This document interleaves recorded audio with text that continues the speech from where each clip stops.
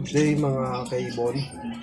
So, ang topic natin ngayon ay about sa kung paano tingnan yung hen at saka cock ng white-eared brown dog. Marami kasing nag-message sa akin kung paano daw check. So, unang-una ay pinaka-sure dyan ay yung DNA. So, papa-DNA natin sa mga veterinary. So, kung di nyo naman kailangan mag-effort para sa mga DNA na yan, gusto nyo physical appearance lang. So, hindi siya sure 100%, hindi katulad ng DNA na 100% siya. Pero tatry natin kung anong based doon sa mga experience ng mga katropa natin, kaibo natin.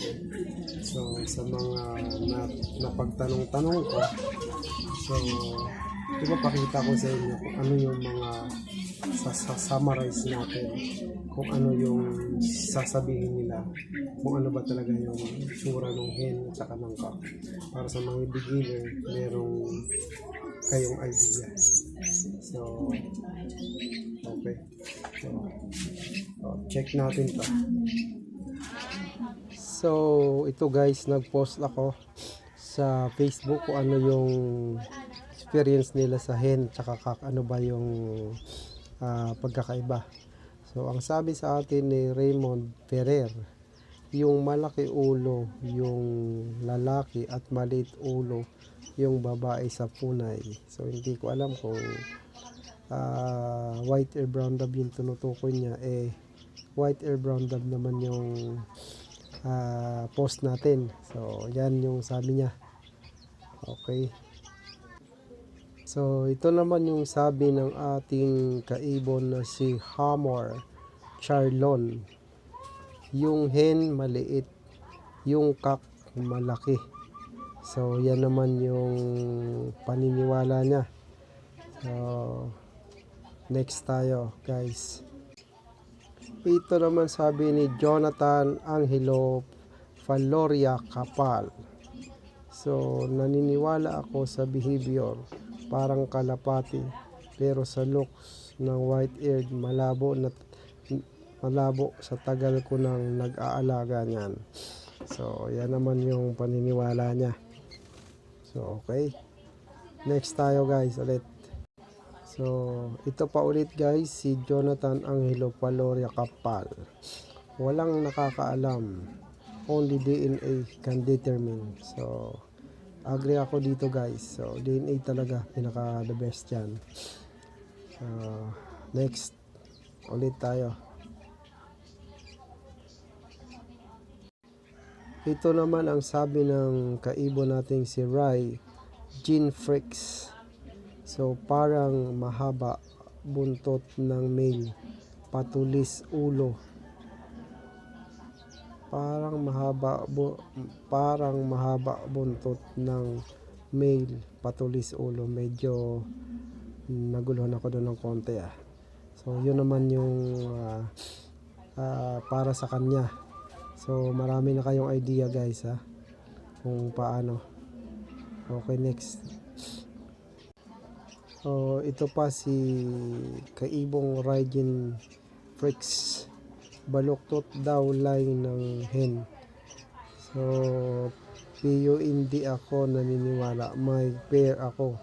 Nag-itlog na. Yung male malaki tingnan. Batok makapal balahibo, tuwid tingnan. Yung female parang kuba ang balahibo galing sa batok. So yun naman, baluktot daw line ng hen, pero hindi ako niniwala. May pair ako, nag-itlog na. Yung male malaki tingnan, ang batok makapal balahibo, tuwid tingnan.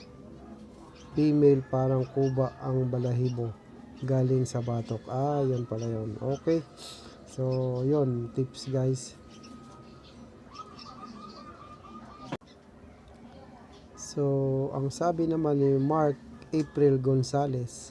Tuwid talaga guhit ng white ng kakano. So, kinonfirm naman ito ni Andrew Palmes. Oo, boss. So, yun. Tuwid yung guhit ng white ng kak. So, yung tinutukoy nila rito, yung guhit sa ilalim ng mata, may guhit yan, white. So, merong pakurba, merong tuwid. So, yun yung tinutukoy nila. So, tuwid talaga ang guhit ng white ng kak. So, yun. Sa mga hindi alam kung anong guhit yung tinutukoy nila.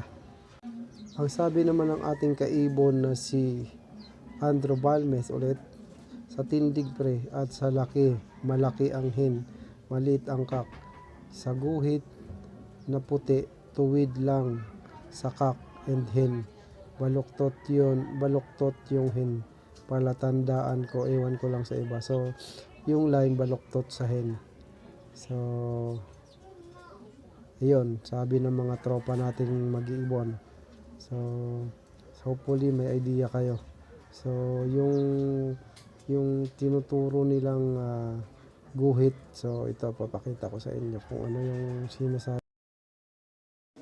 So, yan, yung guhit na white na yan sa ilalim ng mata na pahaba. So, yan yung tinutukoy nilang guhit na yan. So, para may idea kayo. Okay. So, kung ako naman yung tatanungin nyo, so dahil meron naman ako mga ibon dito at meron naman akong ilang pair dyan, 4 na pair, pero isa pa lang yung talagang nag-itlog. Pero yung iba, confirm na.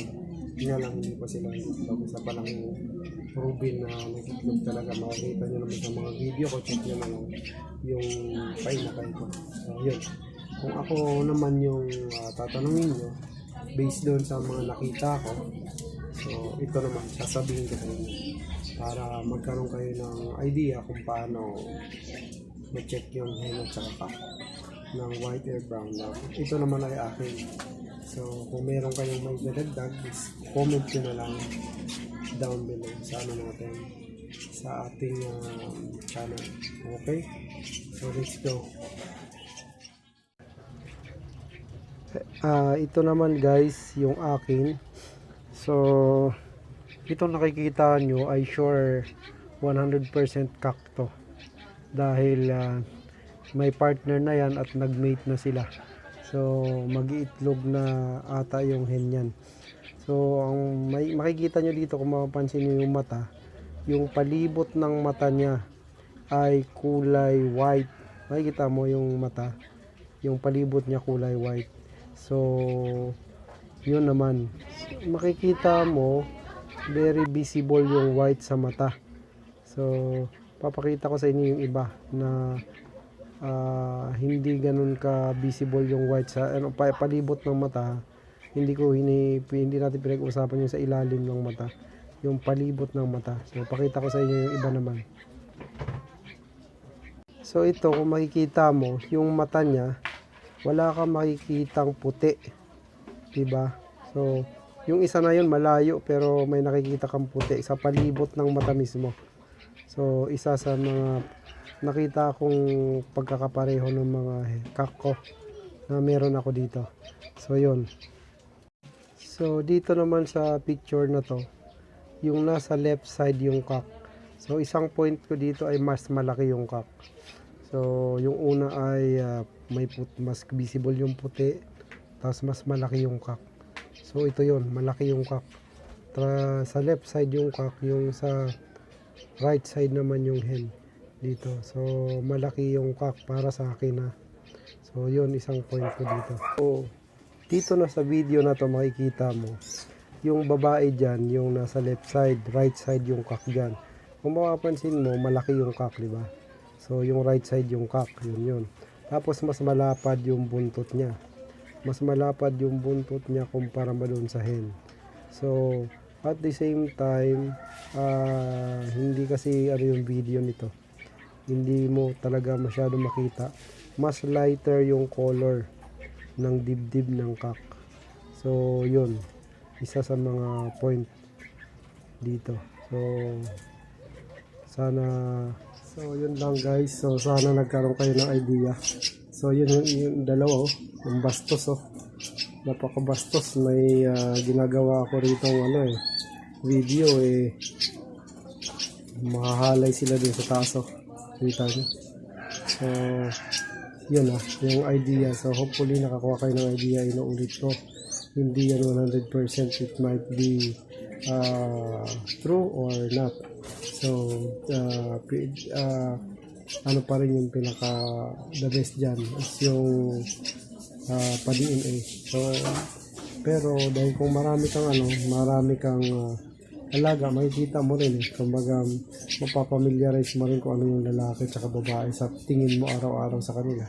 So yun yung sa akin. At the same time, basta maskulado yung feeling ko parang parang matikas kumbaga sa lalaki.